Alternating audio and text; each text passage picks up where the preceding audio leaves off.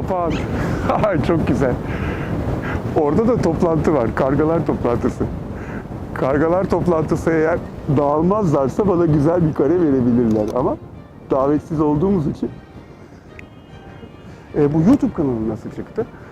Aslında fotoğraf çekerken bir yandan dostlarla sohbet etsem ne güzel olur fikriyle çıktı. Ve her programda bir dostumu konuk ediyorum. Dolayısıyla uzun yıllardır tanıdığım arkadaşlarım oluyor onlar. Konudan hareketli. Ben gazeteci değilim.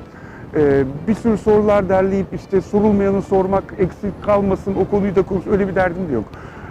Çok eski arkadaşımla harika bir sohbet yapmaya çalışıyorum. Bir yandan fotoğraf çekerken ve kurgusuz yapıyorum. Yani önceden planlamasız.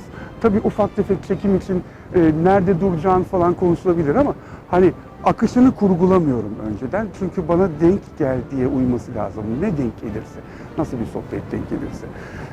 Havanın denk gelmesine bakıyorum. Güneşli bir günü yakalamaya çalışıyorum.